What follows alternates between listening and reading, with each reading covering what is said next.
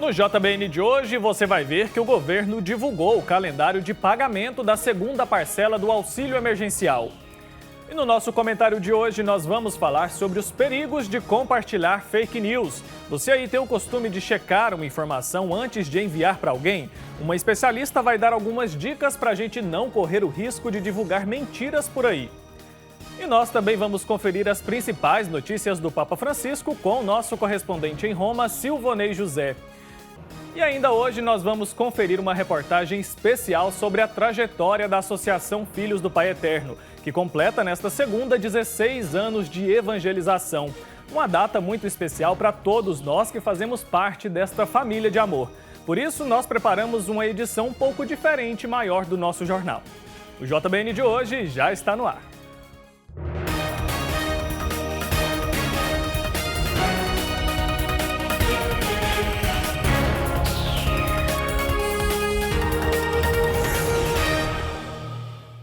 Olá, boa noite, seja bem-vindo ao Jornal Boa Notícia desta segunda-feira. Começou a ser paga hoje a segunda parcela do auxílio emergencial. O novo calendário vale apenas para quem recebeu a primeira parcela até 30 de abril. O governo ainda não informou quando vai pagar a segunda parcela para os demais beneficiários. O calendário ficou da seguinte forma. Hoje, segunda-feira, foi o dia dos beneficiários do Bolsa Família que tem o número de identificação social, o NIS, terminado em 1. Amanhã, terça-feira, é a vez dos cadastros terminados em 2 e assim por diante. Os últimos a receberem serão os beneficiários com final 0. Para esses, o valor vai ser creditado no dia 29 de maio. Lembrando que o pagamento do auxílio aos inscritos no Bolsa Família é feito automaticamente, ou seja, os beneficiários não precisam se cadastrar no programa. Diferente do que aconteceu na primeira parcela, todos os trabalhadores que não recebem o Bolsa Família vão receber os recursos em poupança digital da Caixa. Inicialmente, vai ser permitido usar os recursos apenas para pagamentos de contas, boletos e compra por meio do cartão de débito virtual. Tanto o saque quanto a transferência desse dinheiro para outras contas só poderá ser feito mais tarde.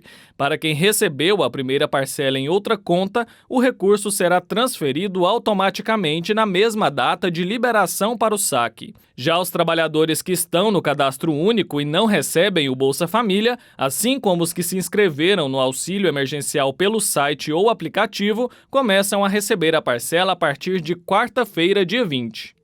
E hoje em dia quase todo mundo tem o costume de compartilhar notícias, mas você também faz questão de certificar se o que está enviando para outra pessoa é de fato informação verdadeira? Esse é o alerta do nosso comentário de hoje, confira. Vivemos em um mundo hiperconectado. Junto com a hiperconexão vem o excesso. O excesso de notícias, o excesso de mensagens, o excesso de canais, de redes sociais.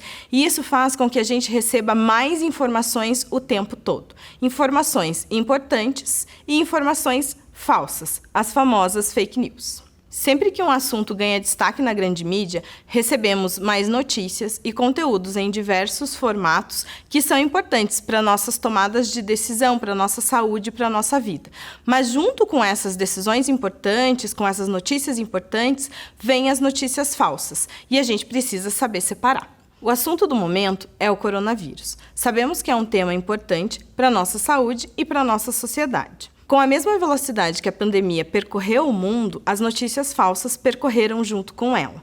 E a gente precisa ter consciência de que essas notícias colocam em risco tanto o nosso sistema de saúde quanto a nossa saúde. E o que são essas informações? Em geral, são memes, dicas, textos, vídeos e até áudios que circulam sem uma fonte confiável.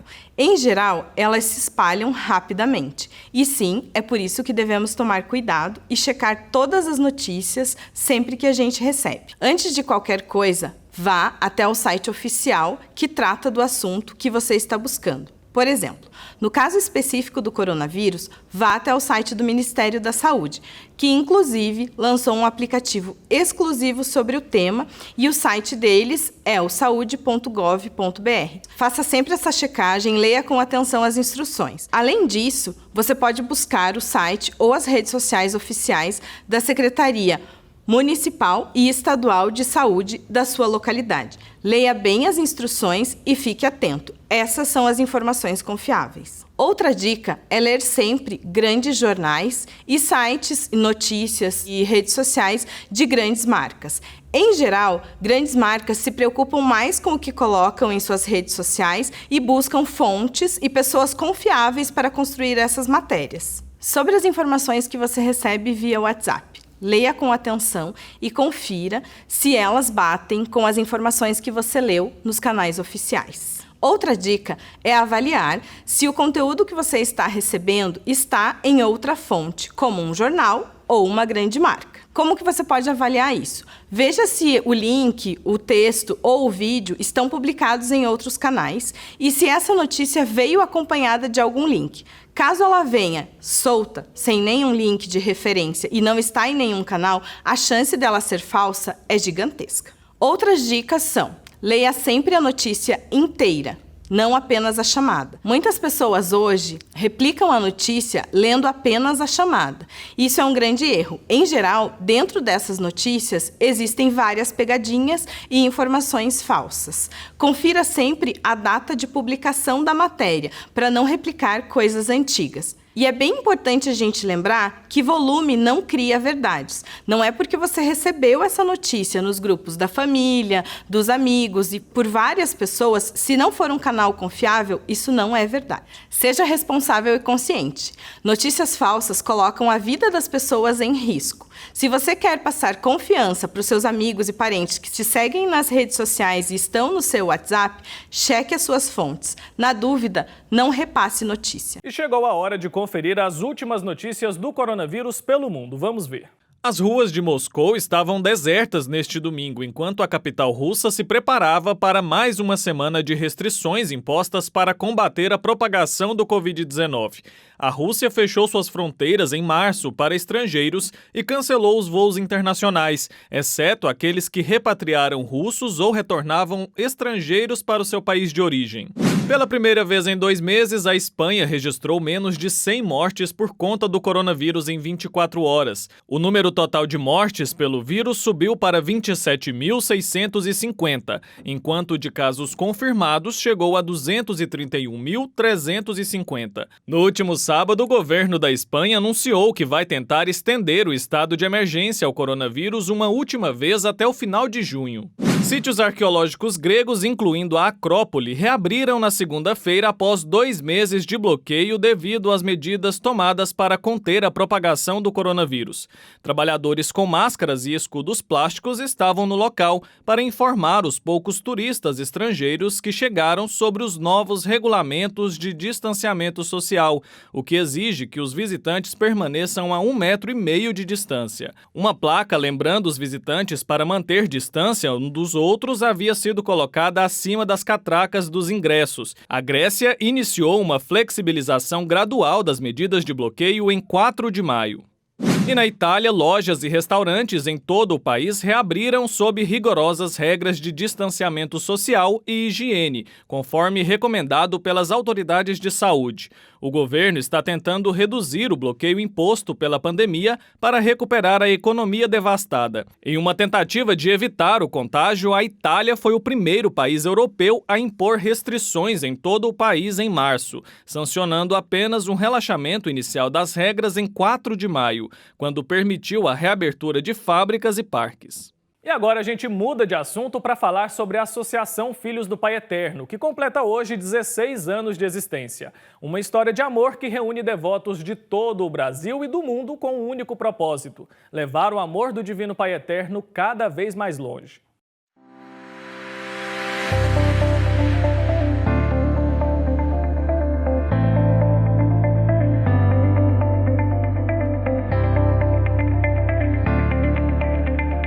A Associação Filhos do Pai Eterno está completando o seu 16º aniversário. Se hoje ela consegue melhorar a vida de tantos devotos, isto se deve a uma ideia que surgiu lá atrás, no ano de 2004, quando os desafios chegaram com tudo em Trindade.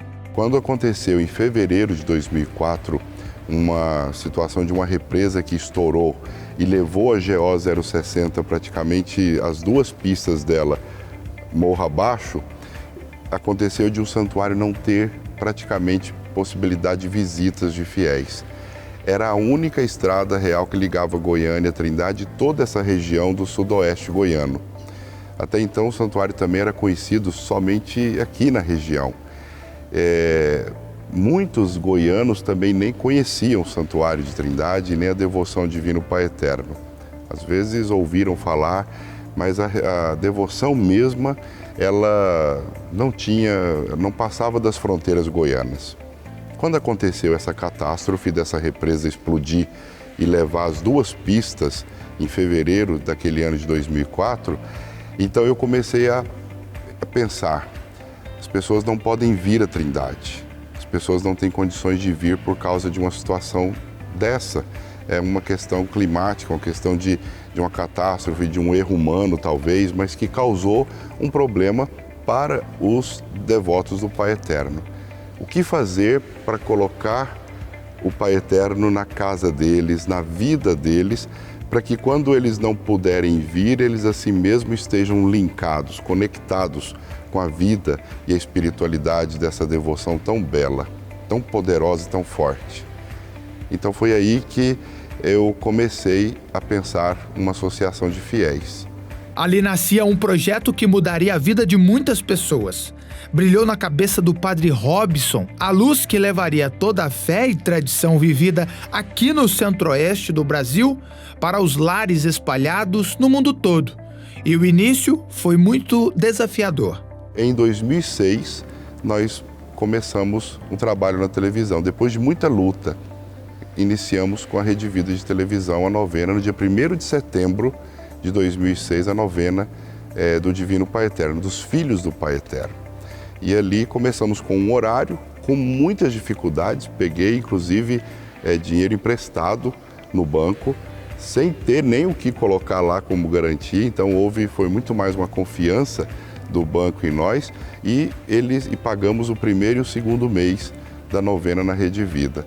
E quando eu já estava meio desesperado foi quando eu rezei e pedi ao Pai Eterno, se essa obra é do Senhor, que ela prospere, que ela cresça, que ela se desenvolva, que ela floresça. Não tivemos resultado nenhum no 1º mês, no 2º mês também não tivemos quase nenhum resultado. Quando foi no 20º dia do 2º mês, é que nós começamos a ter as pessoas se encantando com tudo isso, com essa devoção, com este lugar, com as missas que eram celebradas. Com uma estrutura simples de comunicação, a tradicional Romaria do Divino Pai Eterno foi difundida por todas as partes. A estrutura era básica, mas a fé e o trabalho foram tão grandes com só um propósito, de dar certo. Na época, com muita simplicidade, nós não tínhamos teleprompter, que é aquela tela que permite você ler na tela. Nós não tínhamos condição de fazer muitos cortes de imagem, porque não tínhamos suíter, não tínhamos aqueles materiais importados e tudo mais. Nós usávamos uma parede aqui do lado, que tem uma coluna aqui do lado meu, nós usávamos a coluna e escrevíamos o telefone e o site ali no computador. E na hora, por exemplo, de chamar as pessoas para cadastrarem-se, nós mostrávamos o papel Chamex com o telefone nosso para ligar e o site para acessar. Então foi com muita simplicidade e humildade que nós começamos todo esse trabalho. Ele foi se desenvolvendo, ele foi crescendo e nós fomos vendo que realmente é uma obra de Deus, é uma obra abençoada por Deus.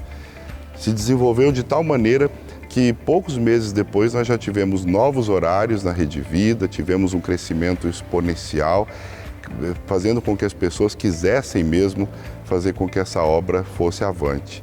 E com a graça de Deus, hoje nós temos a beleza de termos um sistema de comunicação, TV Pai Eterno, de estarmos na Rede Vida, de estarmos também nas redes sociais, em todos os meios possíveis hoje para que as pessoas possam ter contato com o Pai Eterno. A FIP foi a ferramenta para alavancar a fé do romeiro, que deixava a sua cidade no carro de boi, a pé, de moto ou de carro, para agradecer. A tradição do povo simples da roça e da cidade hoje reúne uma multidão vinda de todos os lugares do país. E tudo isso só foi alcançado porque a Associação Filhos do Pai Eterno conquistou a confiança dos fiéis que se associaram e entraram para a nossa família de amor.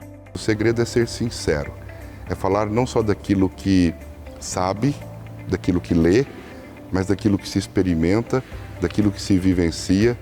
E eu digo para você, eu vivencio o amor de Deus. No meio das tribulações, no meio das perseguições, no meio das contrariedades que existem, viu, na vida. Ninguém pense que aquele padre que se vê na televisão é aquele padre que realmente é tranquilo, é pacífico. Sempre fui, mas enfrento tribulações, dificuldades, perseguições e compreensões. 30%, 40% do Brasil é contra a Igreja Católica. Trabalha a desfavor dela, trabalha também de forma a não acreditar nem em Deus. E por isso mesmo, todas as pessoas que mostram isso diferente, elas vão encontrar nessas pessoas um inimigo. E nós temos inimigos, e nós temos um inimigo comum, que é o próprio inimigo de Deus, que é aquele que trabalha contra a obra de Deus e que influencia essas pessoas. O segredo é ser sincero, é rezar, é ser honesto com as palavras, é falar daquilo que se experimenta na vida, para que as pessoas realmente sintam o coração aquecer com as palavras de Deus. Como o time de associados foi crescendo a cada ano que passava, a AFIP passou a ajudar os mais necessitados, principalmente colaborando com várias obras sociais em Trindade, como o CESP e o SECAM, que atendem pessoas com atividades educativas, cursos e alimentação para todas as idades. Sem os associados, nada disso teria se tornado realidade. A associação sempre teve muitos projetos.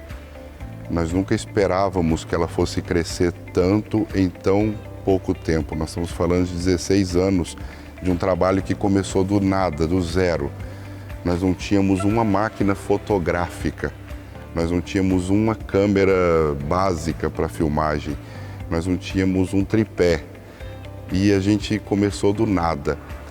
A FIP sempre desejou, e isso continua sendo o desejo dela, levar o Pai Eterno aos corações. E os meios que hoje possibilitam isso, de forma muito visível e eficaz, são os meios de comunicação.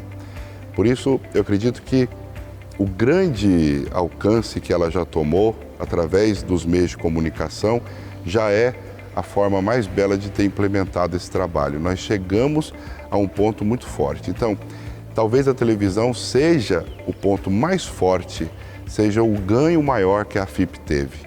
Nós temos uma televisão que funciona 24 horas. Nós temos um meio de evangelização que leva todo o tempo às pessoas o amor do Pai Eterno. Durante os 16 anos de Associação Filhos do Pai Eterno, foram vários desafios pelo caminho. E 2, de forma bem especial, estão sendo concretizados a cada dia que passa. O primeiro é a nossa TV. Uma programação 24 horas por dia, dentro da sua casa, levando a palavra do Pai Eterno. E o segundo desafio é este aqui. A nova casa do Pai Eterno que está sendo erguida aqui em Trindade. Fica a poucos quilômetros do atual Santuário Basílica do Divino Pai Eterno, que está lá atrás. Com a sua participação direta, tudo o que acontece aqui no Canteiro de Obras é graças ao seu coração generoso. Realmente ela começou, a FIP já tinha muitos anos que havia sido iniciada. E por isso ela também faz parte das grandes conquistas dos projetos da FIP. Trazer um lugar mais aconchegante, um lugar que as pessoas possam ficar ali, rezar, sentir a presença de Deus na grandeza de um templo construído para Ele, onde todos participam dessa construção. Não tem um saquinho de cimento ali que não foi doado. Não tem 1 metro de brita ali que não foi doado. Não tem uma pessoa ali que não receba a partir da doação dos fiéis. E é esse a segunda grande conquista que a FIP realizou no seu trabalho e nas suas metas de evangelização. 16 anos sendo completados agora. Que venham muitos outros, novos desafios, novos sorrisos e tantos corações acalentados pela força da fé no Divino Pai Eterno. Parabéns à FIP, parabéns a todos os devotos.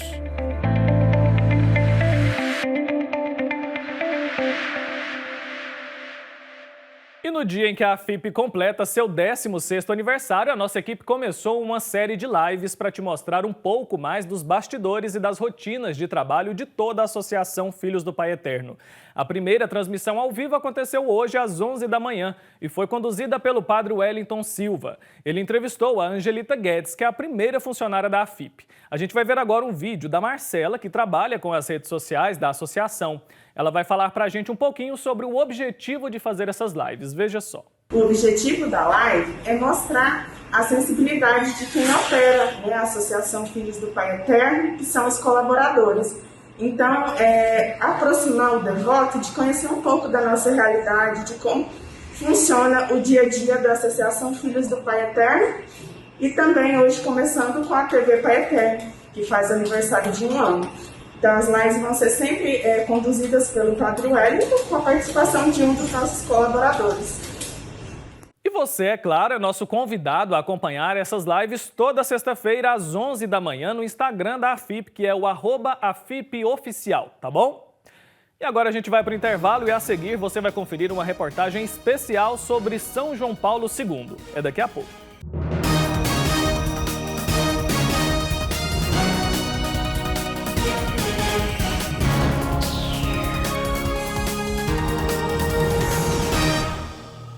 O amor do Pai Eterno está presente em todo lugar, e a missão da AFIP é levar esta mensagem adiante. E tudo isso só é possível graças à nossa união. Reze conosco, ajude a fazer o bem. Faça parte desta família de amor.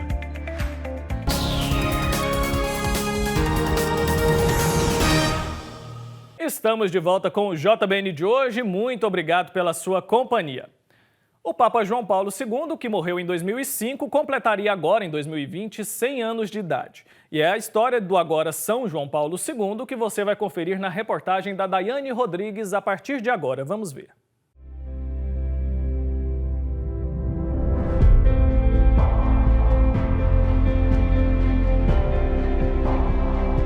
A trajetória de vida de Carol Wojtyla foi marcada por muita fé, coragem e determinação. Isso foi essencial para a sua canonização e popularidade até os dias de hoje. Nascido na pequena cidade de Wadowski, na Polônia, era o mais novo dos 3 filhos do casal, Carol Wojtyla e Emília. Ele, oficial do exército, e ela, costureira. Não chegou a conhecer a sua irmã Olga, que faleceu quando ele ainda não era nascido. Já de seu irmão Edmundo, 14 anos mais velho, foi muito próximo.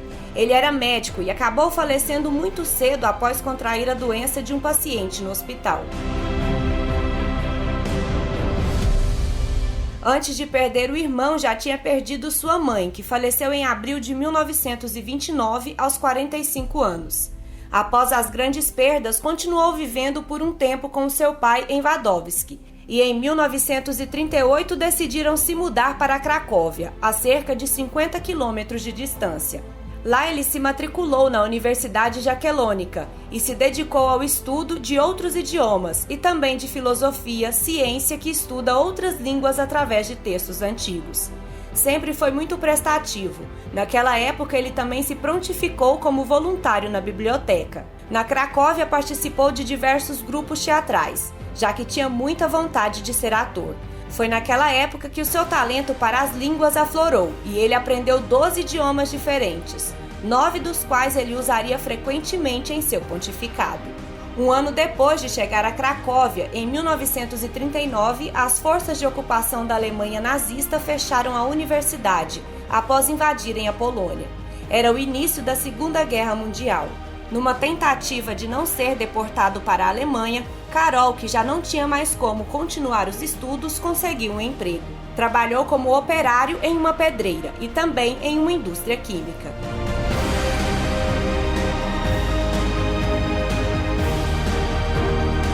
Tanto em Wadowski quanto na Cracóvia conviveu com muitos judeus, povo perseguido durante a guerra.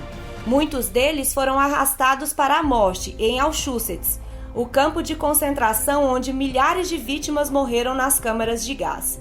O local, que hoje é um museu, foi visitado por Karol Wojtyła muitas vezes enquanto vivia na Polônia, e em 1979 a visita foi feita já como Papa. Com a morte de seu pai em 1941, Karol restou como o único sobrevivente da família. Apesar de tantas dores e dificuldades enfrentadas desde sua infância, a fé em Deus nunca lhe falhou. Foi após a morte de seu pai que ele começou a pensar seriamente na ideia do sacerdócio. Em outubro de 1942, aos 22 anos, ele procurou o Palácio Arcebispal da Cracóvia e pediu para estudar. Logo começou a ter aulas no seminário clandestino, comandado pelo arcebispo da Cracóvia.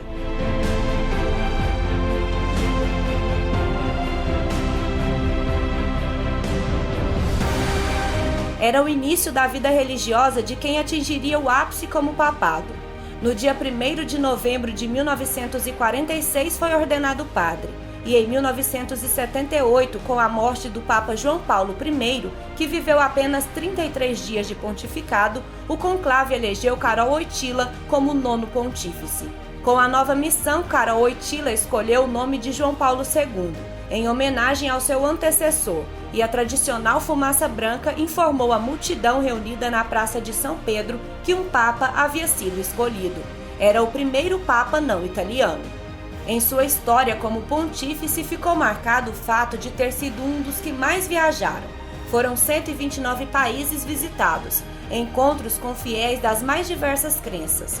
No Brasil esteve 4 vezes, visitou várias cidades e reuniu multidões.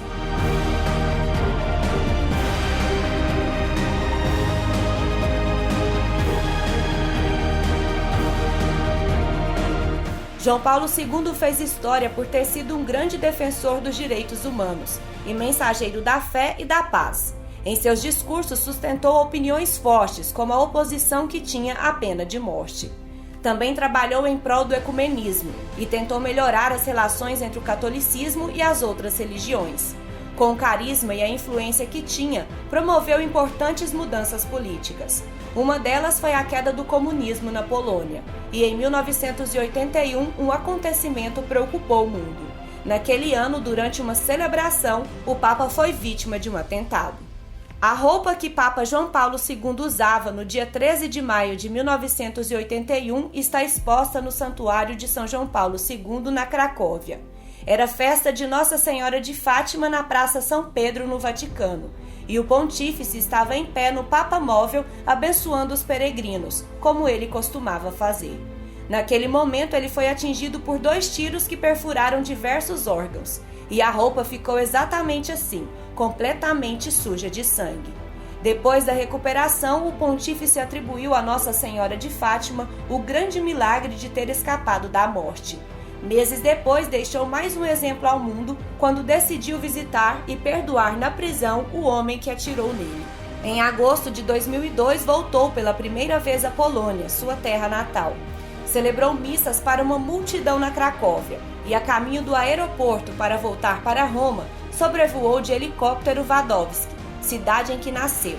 Era despedida. João Paulo II teve o 3º maior pontificado, que começou em 16 de outubro de 1978 e terminou em 2 de abril de 2005, quando morreu aos 84 anos no Vaticano.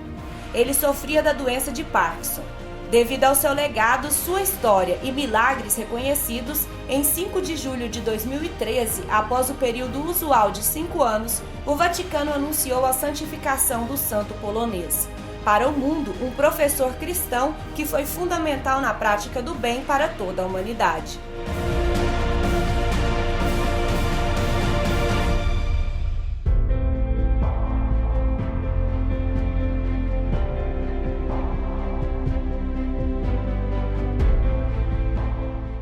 E não perca, hoje aqui na TV Pai Eterno tem o filme Papa João Paulo II, na sessão Ágape às 10h45 da noite, tá bom? E chegou a hora de conferir as principais notícias do Papa Francisco com o nosso correspondente em Roma, Silvonei José. Vamos ver. Alô, amigos da TV Pai Eterno em todo o Brasil. Começo pelo fim, pelo dia em que mais de 1 bilhão de católicos no mundo inteiro aguardava a canonização de João Paulo II, Lolek, como era chamado quando jovem. Aquele dia eu transmiti a missa de canonização e tive que chegar ao Vaticano às 3 da manhã para evitar o mar de pessoas que, pelas ruas da cidade de Roma, aguardava a abertura da Praça São Pedro, abertura que foi às 6 da manhã. A missa teve início às 10, pelo dia 27 de abril de 6 anos atrás, dia único na história. A canonização de 2 papas, João Paulo II e João XXIII, e a participação de Bento XVI na Santa Missa presidida pelo Papa Francisco na Praça São Pedro. Como ressaltou a imprensa mundial naquele dia, 4 papas no mesmo sagrado da Basílica Vaticana. Em tempos de distanciamento social é impressionante recordar as imagens daquele domingo. Tocante foi a homilia de Francisco. São João XXIII, São João Paulo II tiveram a coragem de contemplar as feridas de Jesus, tocar as suas mãos chagadas e o seu lado trespassado, disse Francisco. Não tiveram vergonha da carne de Cristo, não se escandalizaram dele, da sua cruz. Não tiveram vergonha da carne do irmão, porque em cada pessoa atribulada viam Jesus. Foram 2 homens corajosos, cheios de parresia do Espírito Santo, e deram testemunho da bondade de Deus, da sua misericórdia, à Igreja e ao mundo. Papa Wojtyła, durante seu pontificado, passou por vários momentos difíceis, desastres, guerras, atentados, doenças, mas ele nunca desanimou. E naqueles momentos nos ensinava que devemos nos dirigir para Deus, para Jesus Cristo, que é o único que pode deter as tempestades e nos curar.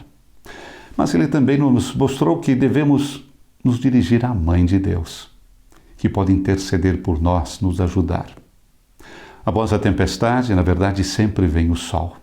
Mas devemos aprender a atravessar a tempestade para alcançar a verdadeira paz e a verdadeira alegria em nossa vida. E o que nos diria hoje São João Paulo II diante dessa situação que nós estamos vivendo? Qual mensagem para esse momento tão difícil que o mundo está vivendo com a pandemia do coronavírus? Certamente iria buscar no seu coração e memória a sua famosa frase: não tenhais medo, aliás, escancarai as portas a Cristo. Volta o tema da esperança. Esperança em alguém que tem um nome, Jesus Cristo. João Paulo II amava a vida, mas sabia também que a vida é uma caminhada na direção de um grande encontro, de um grande abraço de Deus, o infinitamente feliz. Eu tive o prazer de trabalhar com João Paulo II durante 16 anos, e foi um período no qual aprendi a seguir em frente, alegre, apesar das dificuldades do caminho, com a certeza de que não estamos e nunca estaremos sozinhos. Aprendi a amar ainda mais a nossa Mãe do Céu, Maria, Mãe da ternura e da misericórdia. Aprendi o significado do totus tuus. Feliz aniversário, caro jovem Lolek. De Roma, para a TV Pai Eterno, Silvonei José. Obrigado, Silvonei, pela participação. E a missa no Santuário Basílica de Trindade no último sábado foi especial e celebrou o 1º ano da TV Pai Eterno no ar. O Pedro Henrique Rabelo acompanhou tudo e mostra pra gente a partir de agora. Confira.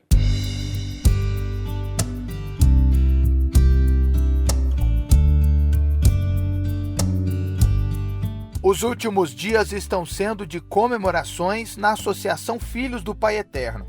Mesmo compreendendo o momento difícil que passa toda a humanidade, a AFIP está completando 16 anos. E no sábado, no Santuário Basílica do Divino Pai Eterno em Trindade, Goiás, o reitor, Padre Robson de Oliveira, celebrou para o mundo todo, pela TV e pela internet, a missa que comemorou 1 ano da TV Pai Eterno. Nós estamos vivendo já a preparação muito forte para o Pentecostes. O Pentecostes é quando nós celebramos a missão da igreja, a missão que o Espírito Santo imbui a todos os apóstolos e a igreja para que ela continue o trabalho de Cristo, continue o Evangelho de Cristo. E a gente celebrando essa preparação, a gente coloca a TV Pai Eterno como esta emissora, este canal, como este veículo de comunicação do Evangelho. Levai o Evangelho para toda criatura. Levai a graça de Deus, a bênção de Deus, a mensagem da boa notícia para todos. E o Espírito Santo realiza isso na vida. É um vento que sopra onde quer, é um vento que vem do sopro da vida de Deus, que faz da nossa vida uma dinâmica de evangelização. E a TV é esse veículo hoje, tão bonito, tão forte, tão importante, que faz chegar o Evangelho nos corações das pessoas. Nós entramos nos lares, nós entramos nas vidas das pessoas, nós interferimos com coisas boas no cotidiano da vida de cada cristão. E tudo tem a ver com essa emanação da graça de Deus que nos conduz e nos induz e nos faz também enviados à missão de levar o Evangelho aos corações. Essa é a grande mensagem que os meios de comunicação católicos, cristãos, têm que levar cada vez mais. Deus quer ser amado, quer ser conhecido. E pela força do Espírito Santo nós fazemos isso acontecer. Por determinação das autoridades, a Santa Missa de sábado ainda foi com as portas do santuário fechadas. Não tivemos a presença dos devotos do Pai Eterno.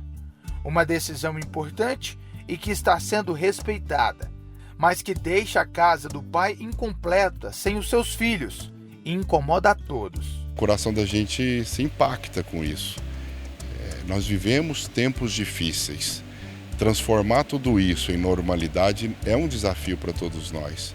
E a gente percebe que a gente precisa se adaptar a tudo isso. E sentir também com isso que as pessoas estão levando a sério, que as pessoas estão participando de outras maneiras e nós precisamos encontrar novas formas. Nós somos desafiados nesse tempo a encontrar novos modos de evangelizar, de levar a palavra de Deus, de entrar na vida das pessoas para que elas não se percam, não entrem em angústia, em depressão, em pânico, para que elas entendam que isso é um momento da vida. E assim como essa tristeza aparente que nós temos quando vemos esse vazio todo na casa do Pai sempre cheia anteriormente, nós precisamos entender que esse momento passa, essa tristeza vai passar, esse vazio vai acabar, mas chegará um dia em que nós vamos poder erguer as mãos para o céu e agradecer e aprender com tudo isso na nossa vida, uma lição de humildade diante da majestade do Pai Eterno. Pelas lentes espalhadas pelo santuário, as celebrações chegam aí na sua casa. E vai ser assim na Romaria 2020. Ela vai acontecer de uma forma virtual, mas teremos a Romaria. E o papel da TV Pai Eterno será fundamental para levar tudo o que acontece aqui para dentro do seu lar.